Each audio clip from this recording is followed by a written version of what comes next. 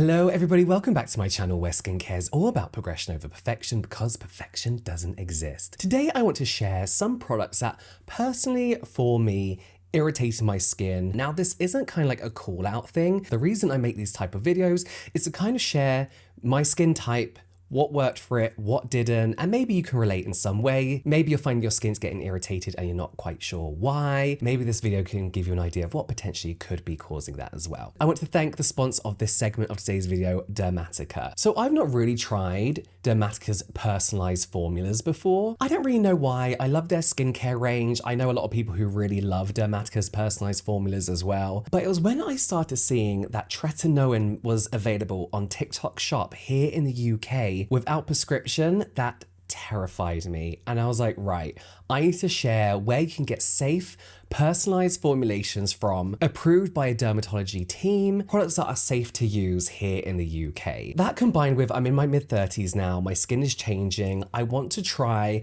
a stronger retinoid than what I usually use. So I headed over to the Dermatica website, filled out like their little questionnaire. It's not a quiz, it's a nice questionnaire, as well as supplying a few different photos for the dermatology team to make sure I'm a good candidate, first of all, for this personalized formula. So I ended up going for this stronger retinoid than I usually use. I'm not gonna lie, I was terrified.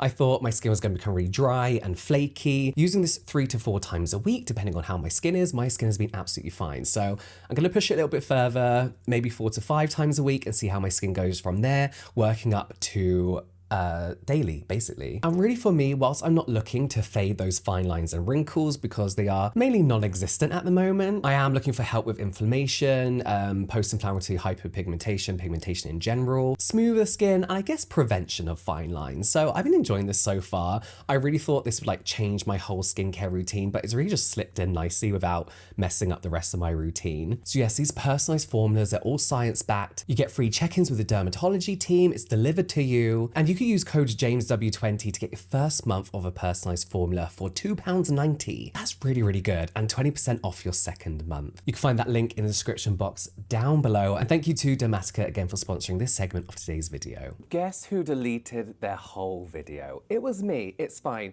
I'm in Texas at the moment, so do excuse the sudden change of scenery, but let's move on to the first products that really did not do wonders for my skin. I need to preface this as well by saying, I know this product is amazing. I know so many people use it and love it and it does wonders for people's skin, but there may be a few reasons as to why you might want to skip this trendy product. But it could also really benefit your skin. So the Medicube Age R Booster H. It's essentially the skincare tool that helps product penetrate your skin better. So on their website, they say electroporation professional beauty care glowporation technology.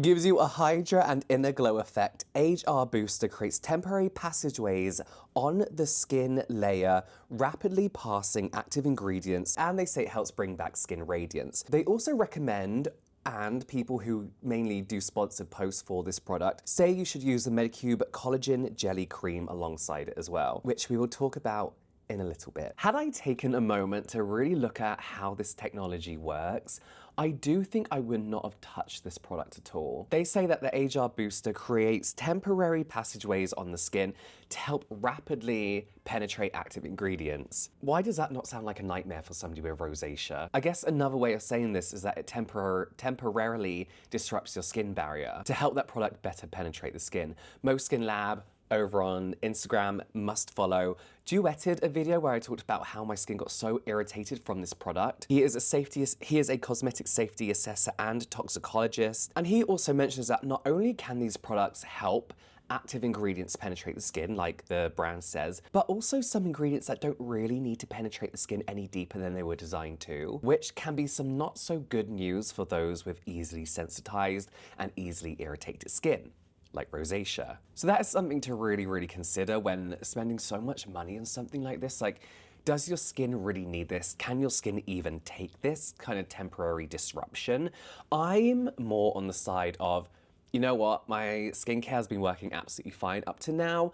I don't think I really need them to penetrate the skin any better than they already do. Would it be nice? Yeah, Yeah, I guess so. Like I said, I've seen a lot of people with very, very good results. People who swear by this product. Am I a little bit jealous because of my rosacea? Yeah, absolutely. But so far, my skincare has been working just fine. Let's go back to talking about that collagen jelly cream.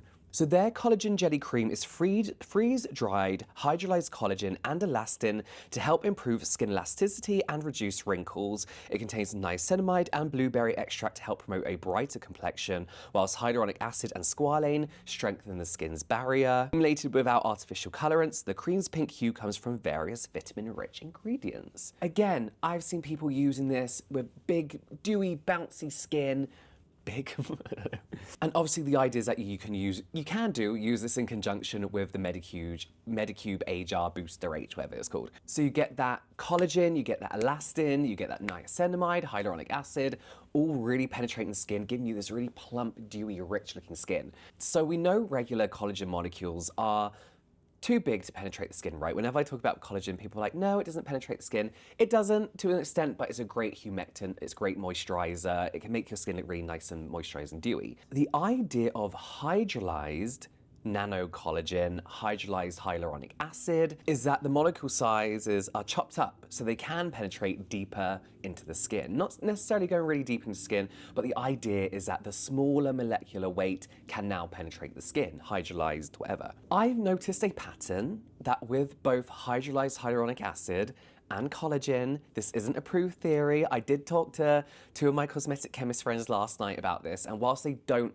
understand why, they've heard a lot of anecdotal things about this from estheticians, from other skincare enthusiasts, that hydrolyzed and nano versions of hydrating ingredients like collagen and hyaluronic acid can flare up people's skin, especially type 2 rosacea and other types of rosacea. I don't know what mine is, but my rosacea too. We are talking burning hot red cheeks, flushing all down here for days at a time. When I use this pink collagen cream, I was meant to be going to an event. I did go, I wore a lot of makeup, but my skin was hot. It was winter and I felt hot. Well, I don't know if it was winter. It's the UK, so it could have been any time of year. It was raining, it was cold. Hydrolyzed collagen always seems to be a guaranteed for me, but it's a little bit different when it comes to hydrolyzed hyaluronic acid because there are certain different molecular weights of hydrolyzed hyaluronic acid. Again, don't quote me on this, but I believe like the lowest you can get is like 10 kDa, but you could also get anything between 300 and 500 kDa, and I think kDa is like the molecular weight, the molecule size, with 10 being the smallest, which is often used in Japanese and Korean beauty. But it's all labeled as hydrolyzed hyaluronic acid. So I don't know what particular molecular weight of hydrolyzed hyaluronic acid my skin can't take. There are a lot of products that my skin loves with it in, but when it does flare up, my rosacea flares up to the point where it burns and is almost painful, I can guarantee you hydrolyzed nano collagen hyaluronic acid is on that ingredient list. It's the only consistent thing, the only consistent ingredient, but the investigation is still on. Do not quote me on this, but maybe take a look if you're like me. That could be a similarity. On that same note, I'm so disappointed I didn't like these products, but overnight collagen masks. Two have gone very viral recently. One from one of my favorite brands, Sunboon Editor, who do amazing skincare. It's like a 3 to 4 hour collagen mask, whereas Biodance,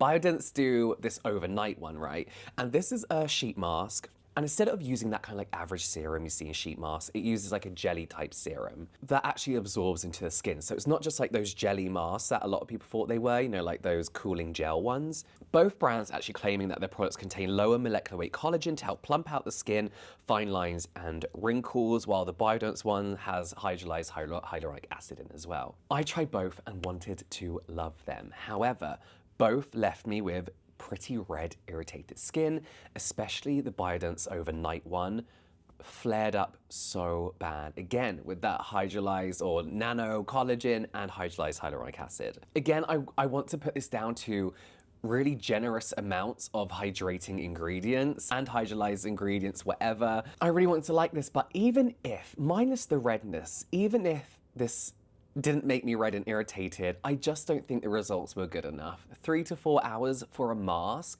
to make you look a little bit shiny with lights on then in real life you step out into the world and your skin just looks normal.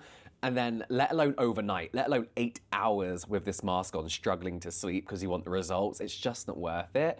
I think a lot of the results, I think a lot of the results we see online are people with nice lighting, making their skin look shiny. It's just not worth it. Just use a moisturizer, honestly.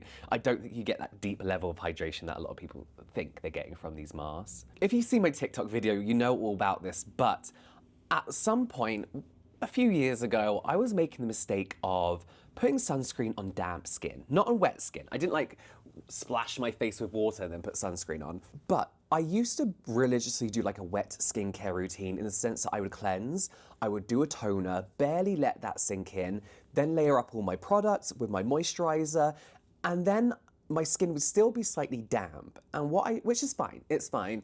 You know, under the impression that damper skin helps ingredients penetrate the skin better. I also like the feeling and the look of my skin once everything's been done on toner damp skin. What I do now, which I should have done 3 years ago, is waited for all those ingredients, all those products to settle on the skin, sink into the skin, maybe done my hair, and then put on my sunscreen. But I was putting sunscreen on straight onto this like toner damp skin. And I would get really irritated skin from using like certain sunscreens, usually ones with chemical UV filters. I was like, why is this happening? And then I realized, this is my theory, right? This video is a lot of theory. Putting UV filters on damp skin could potentially be really, really irritating, especially if you have easily sensitized skin, rosacea, all that kind of stuff. So I'll be using certain sunscreens on wet skin, which is fucking stupid because you need to let your skin dry out for your sunscreen to be able to make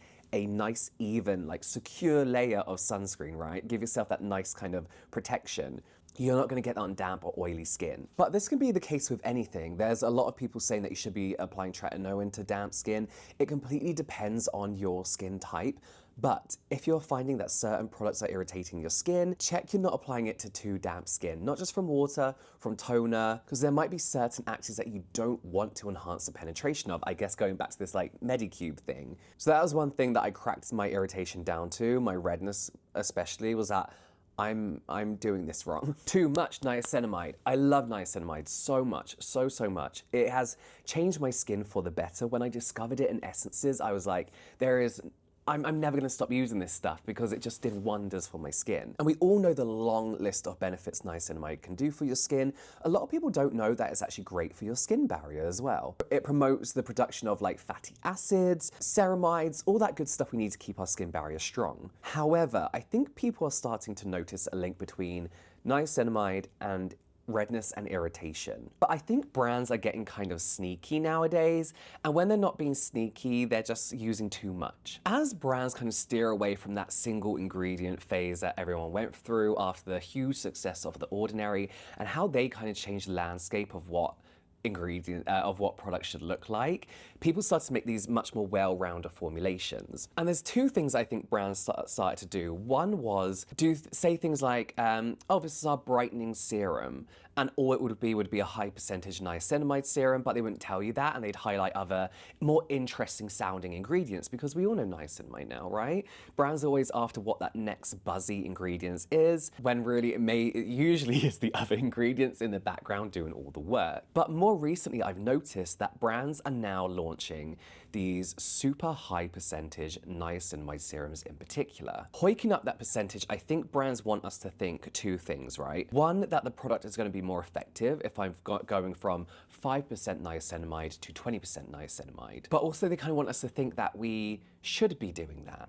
Like, oh my God, like my skin is fine at 5%, but I should be building up tolerance to this. I should be reaching for that 20%, which isn't necessarily true. You know, there's brands that I love like Paula's Choice, Tear, Isntree, just to name a few of the most popular brands as well, who all have these serums that I just don't think we need. Niacinamide has been proven, and all the studies have been done on the effectiveness of niacinamide are at around 2 to 5%.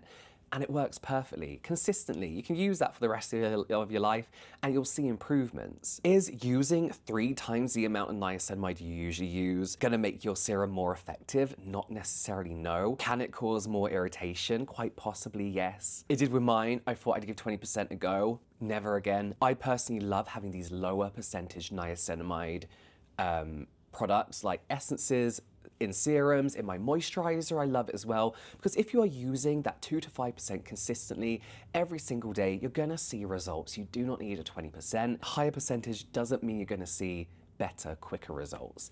Let me know what you think about these down below. I had a lot of theories in today's videos, but these are kind of things that I've stacked up over the last few years. Let me know if you can relate to any of these as well in the comments down below. Thank you so much again to Dermatica for sponsoring a segment of today's video. You can find all the discount codes and links in the description box down below. Apologies for this again. I need to learn to back up my work. You can watch some more product reviews here, some general light entertainment here, and I'll see you over there.